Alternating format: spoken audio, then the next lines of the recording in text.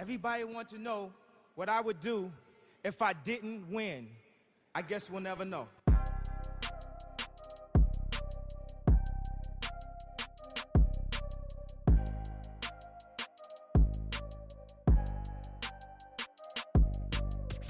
Imagine making a difference.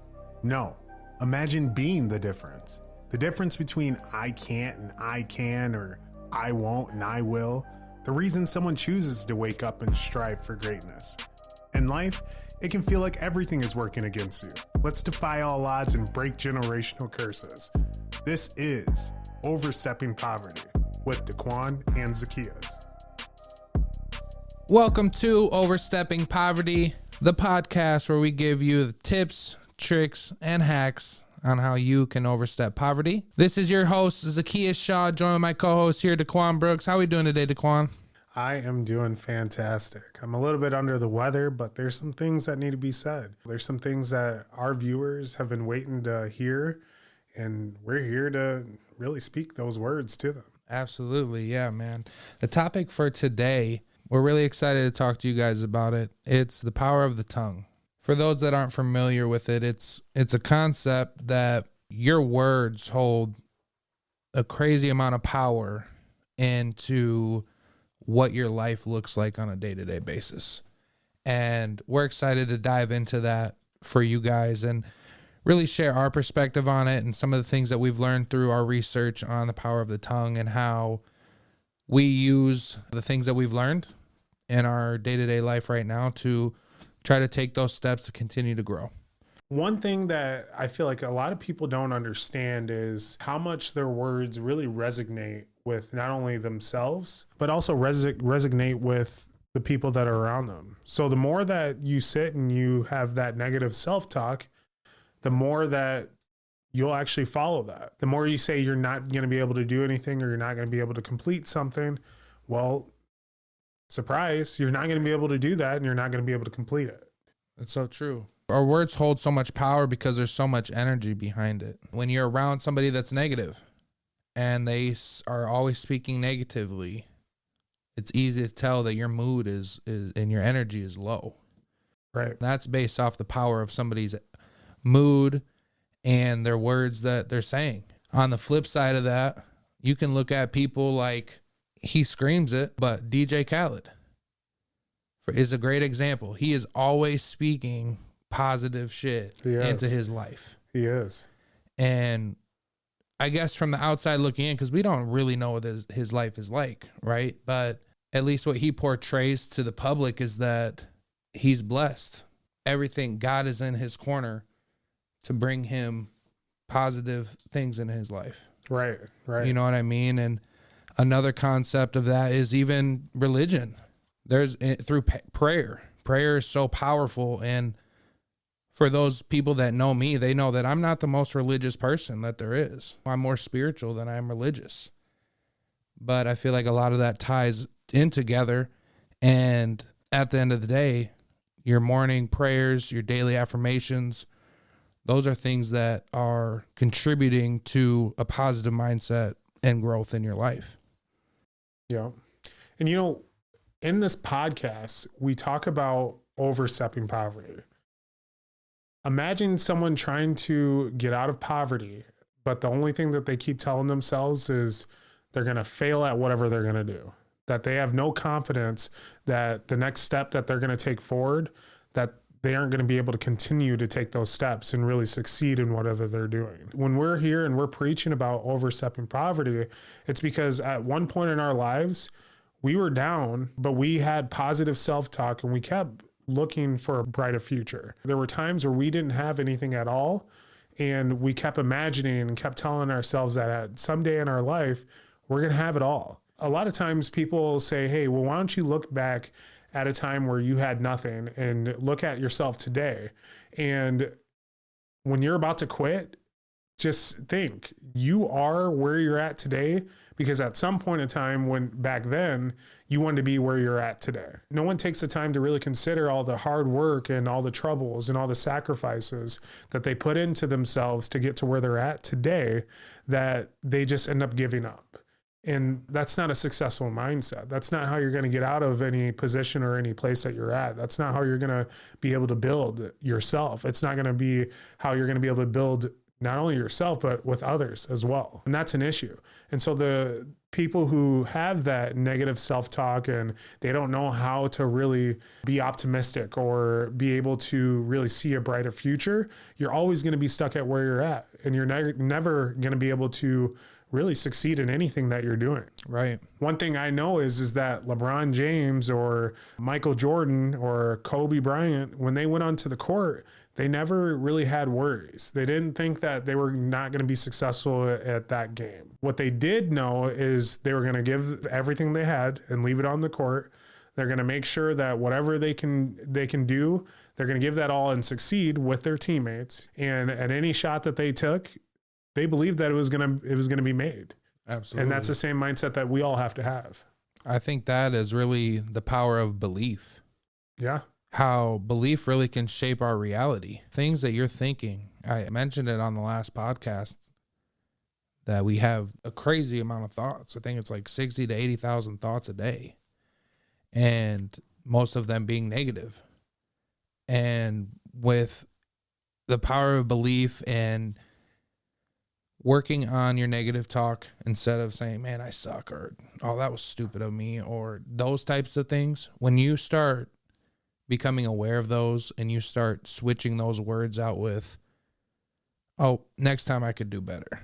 Or when you fail, instead of beating yourself up, if you know that you gave it your all, like sincerely gave it your all, then you can walk away with that with a sense of pride instead of beating yourself up, and understand that you're not where you want to be. You're not a finished product yet. But that in itself of having a positive mindset coming out of trials and tribulations or a loss or stuff like that is going to help you grow so much more, because you're using those losses as stepping stones to become successful and to become better at the things that you're doing. So I think the power of belief and the power of your tongue, everything in your head, everything that goes on in your head and your brain and your mouth, it just carries so much power, not only to you, but the people that you surround yourself with. You can feel that energy with people, just how they carry themselves. And a lot of it is coming from what they say and how they make people feel. Right. Right. So I kind of want to connect this to, us as individuals. Before we went out and we decided to get on a podcast and really tell our story, we sat together, over a cup of coffee, and we discussed what is our next step where we can give back to the world, give back to society. And we decided, let's make a podcast. And when we decided to make a podcast, we spoke that out into the world. We told ourselves that in anything that we're going to do, we're going to be good at it. Now, I'm hoping that this podcast is good. Normally our followers are going to be the ones to really tell us that. And we've been having a lot of positive feedback. But back to that, when we decided to move forward with the podcast, we told ourselves, well, let's do this. Let's get this section done in 1 month. Let's get this section done the next month. And let's be able to put this out there. Come up with a plan and kind of do some goal setting. Exactly. And without us actually speaking those words out loud to each other and being very positive about it and having that mentality, we wouldn't be where we're at right now with this podcast. We're in episode 4, is it already? Yeah. And we've been working on this for 2 months, and we've continued to jump a lot of hurdles to get to where we're at. And that's all because of the power of the tongue. Yeah. It really is. It started with intention, coming together and talking about things that we wanted to do to grow. We talked about it for sure, and we started to plan it out. But at the same time, you got to follow up those intentions in the word with action. When you have, tying this back into your inner circle, the people you keep around you, when you're telling people the goals that you want to do, they're taking that as your word. Like, these are the things you want to do. And when that matches up with them and they're wanting to do the same thing, they're going to make sure that you're holding yourself accountable. You're speaking it, then you're going to live it. And I think that with this entire podcast, that is the whole point of it, the power of our words. Right. We feel that the perspective that we can bring to a lot of people is one that can help them grow. Not that we're better than anybody, and not that we've been through every situation, but we've been through a lot of stuff, and we've been through a lot of experiences to understand maybe somebody else's story as well, and how some decisions that they made have led them down the wrong path, learning from others' mistakes and being able to pass that on to our youth and to our friends and to our family and everybody else out there in the world that needs the message that you got to start loving you so you can start being positive to yourself. Mm-hmm. And that's the first step for a lot of people, is starting to love themselves so that they can start being positive. Once they start being positive, they'll notice that things in their lives are starting to change. You're not waking up in a sour mood all the time. You're waking up more motivated. Things, you're getting things done. You're excited. Stuff like that. Right. And just with words, I want to discuss how valuable words are and how much they mean to us. One thing that I've learned is people never actually will remember what you said, but they'll remember how you made them feel. Right.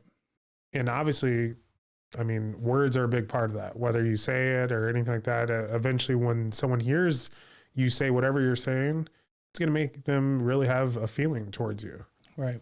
And just how important the words that we say and the words that we're telling ourselves, how important those need to be positive words, because eventually those words are going to hold you down. If it's holding you down, then that means it's going to hold someone else down. And as society, we're here to really help each other out. And as a world, we've been kind of bad at that. There's so many people right now that would rather see someone fail than see someone succeed. You can see it all over social media. Like if someone does something that they don't like or anything like that, or that they don't agree with, or they don't have the same agenda that they have, they're instantly bashing them, just using negative words towards them. And that's not what we're about. Everyone to know that if you want to be a part of something better, of something bigger, if you're not being encouraging and you're not picking someone else up and, continuously picking yourself up, what are you here for? Right. What are you doing?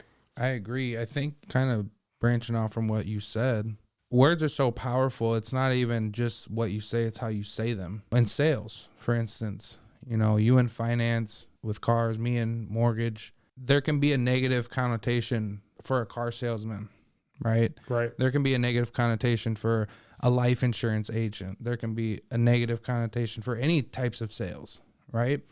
But the truth of the matter is, sales is so important because people need those things. Right. Right. But at the same time, those people get a bad rap based off of how they've made people feel, based off how they've communicated with people. For me, I find a lot of success because I'm not a pushy salesman. I know how to communicate with people in a way that makes them feel comfortable, that makes them feel like they can trust me, that makes them feel like I will have their best interest. And that's all through not only the things I say, but also through my body language, how I carry myself, how I greet people. And I've been in positions where I am trying to be sold and it makes me super uncomfortable. But I've been in the same situation with somebody that's not really trying to sell me something and I want to buy it. You don't need to sell me. Right. A lot of times. If I'm at the car dealership, obviously I need a car. And sometimes people don't pick up on the things that they're saying, which can lead people away. So it's important to understand that not only do your words hold power at that point, you can actually make a career out of it too. In my opinion, the best salesman is someone who's just trying to really build a relationship. Right. If you don't know how to build a relationship with someone, that really means that your only intentions of this interaction is to get something out of it. And the way that a good sale works is that you both receive something equally. Yeah, for sure. An equal give and take. Exactly. And it really comes down to a relationship. If you can't build a relationship with someone, one, I don't want to speak with you. Right. I don't want to buy anything from you. I've seen that with plenty of salesmen around where they forget that we're humans first. They don't understand that every interaction does not have to have a dollar sign behind it. And that's how you really become successful, is when you really forget. There's time. So this just drew me back into when I was in sales. There's been plenty of times where my customers would be like, wait a sec. So are you going to ask me to buy this vehicle? And in my head, I'm like, well, I don't need to ask you to buy this vehicle. At the end of our conversation, if you haven't bought the vehicle, that means you haven't bought me. If you haven't bought into me, that means that I didn't do my job. The vehicle, I mean, you spent 16 hours on the internet researching this vehicle. You knew you wanted this vehicle when you came here. You came here and you pretty much can tell me all about this vehicle. I'm not here to tell you about this vehicle. What I'm here is to navigate the process of you being able to purchase the vehicle because we own it. The way that I do that is, I mean, really, I'm asking you questions, you're answering questions, you're asking me questions, and I'm answering those questions. But at the end of the day, we're building a relationship. And once that relationship is built, it's not about me asking you to buy the vehicle. It's going to be you asking me if you can buy the vehicle. And that's how it should work. At the end of the day, everyone, if you're looking to purchase something, we have the internet. Ding, the internet. The nice thing that you can go in and you can type whatever you want and it'll give you a description and answers of everything that you're looking for. Well, guess what? I'm going to use vehicles again. If someone wants a vehicle, they can go in and type in, I would like to purchase a 2019 Toyota Camry. Where can I buy one? And hundreds of dealerships are gonna come up. You're gonna go ahead and decide which one that you want. You're gonna look at it. You're gonna probably look at the reviews. You're gonna start reading over the vehicle. You're gonna decide right then if that's in your price range. And then what's going to happen is you're going to come down to the dealership and you're going to meet someone. You're either going to meet someone that's bought into a relationship and building with you, or you're going to meet someone who does not care about you and is just going to try and sell you a vehicle. Yeah. And it's very easy to sell. It is. And if you're not the first one, then you're not making a sale. Right. Yeah. Have you ever heard of the phrase, the gift of gab? I haven't. What is that?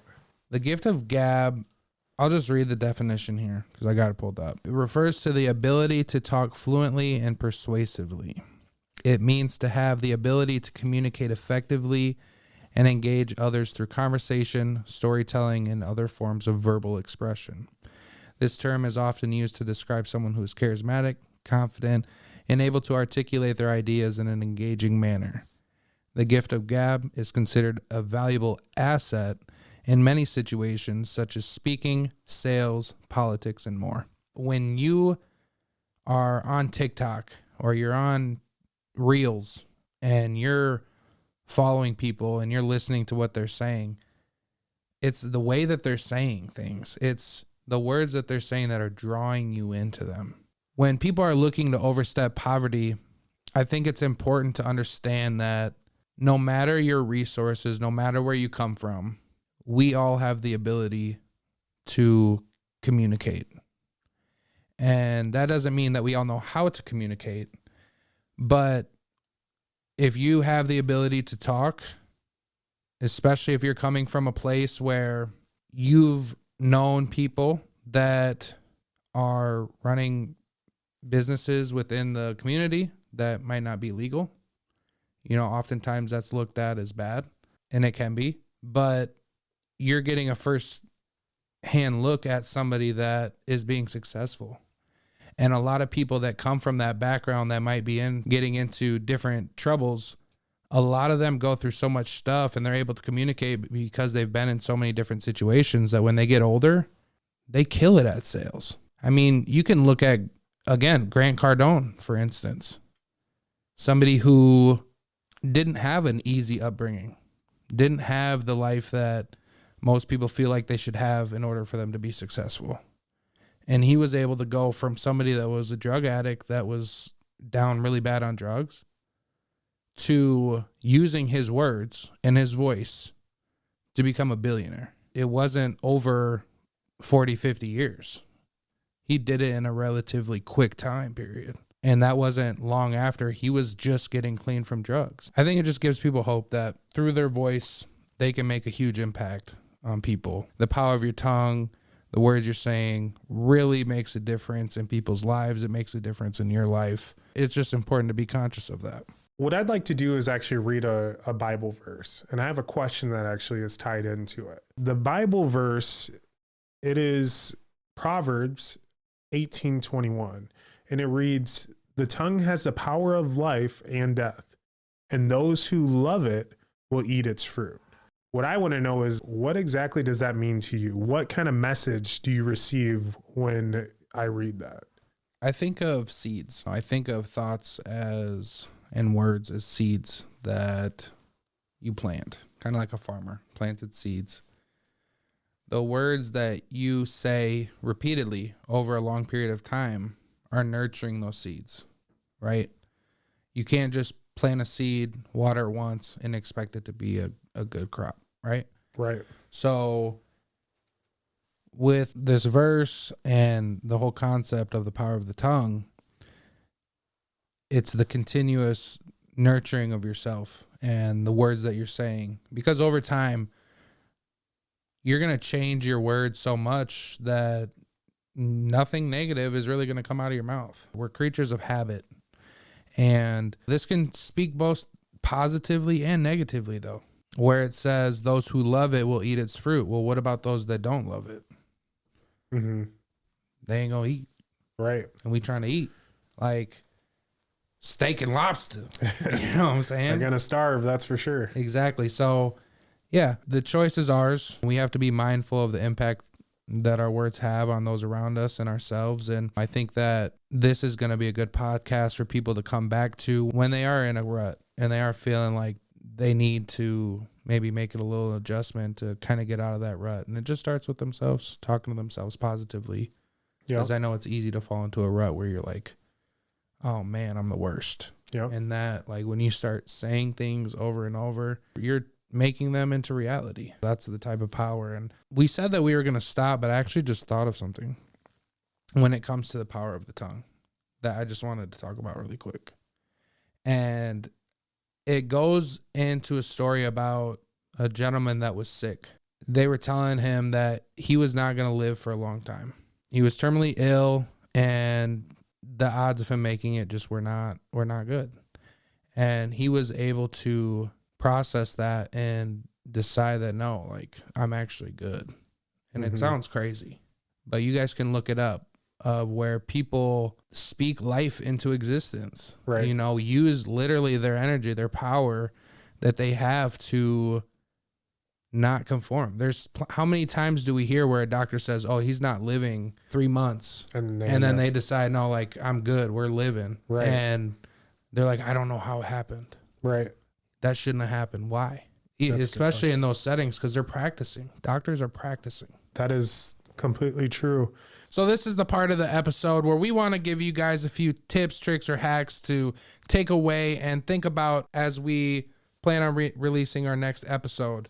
So the first one that I wanted to just highlight here is positive self-talk. It's an important tool for people looking to overcome poverty. By speaking positively about your own abilities and your own strengths, that can build your confidence, that builds your resilience, and those are critical traits to success. So what's our next one, Daquan? Next is going to be mindset shift. So what that just means is by speaking positively about your abilities, resources, opportunities, individuals can really shift their mindset from scarcity and limitation to one of abundance and possibility. The next one is network building. Surprise, surprise. The power of the tongue can be used to build relationships like we were talking about earlier. By speaking positively about others and forming those relationships, you can really expand your resources. It's, again, like you said, it's not always what you say, it's how you say it, but ultimately it's how you make people feel. You hit the nail on the head when you said that people won't remember what you say. Right. It's going to be how you made them feel, and they may remember that for the rest of their lives. And encouragement. Speaking words of encouragement to others can really help them build their confidence, as well as motivate them to take action towards their goals. And it's also going to help you, because the more people that you have surrounded by you that feel encouraged, they're going to try and encourage you whenever you're down or whenever you have self-beliefs that are negative. So, and you need people around you, and it goes back to your inner circle that we discussed. You need those people that can pick you up when you feel down, just like you're picking them up when they feel down. Absolutely. And I wanted to end it with a hack as well. And a hack that I've used through learning in sales and whatnot is reach out to people that you're not always so fond of. Send them a message. Message them in the morning. Hey, have a good day. I was thinking about you randomly. You'd be surprised what kind of effect that can have on people. Because how often are people really reaching out to them and saying, hey, have a good day? Not very often. Not very often. I try to do that pretty often. And you'd be surprised how many people just say, hey, man, you're a good friend. And all I'm saying is, hey, have a good day, man. It's crazy, but that's a hack to building relationships with people, is just being intentional. I love it. I love it. Well, thank you to our viewers and listeners so much for taking another time and moment out of your day to really listen to our podcast. Again, the power of the tongue is the house that you build as well as the house that you live in. So speak those positive words, be encouraging, and really continue to grow to overstep poverty. Thank you so much. Thanks for tuning in to another episode of Overstepping Poverty.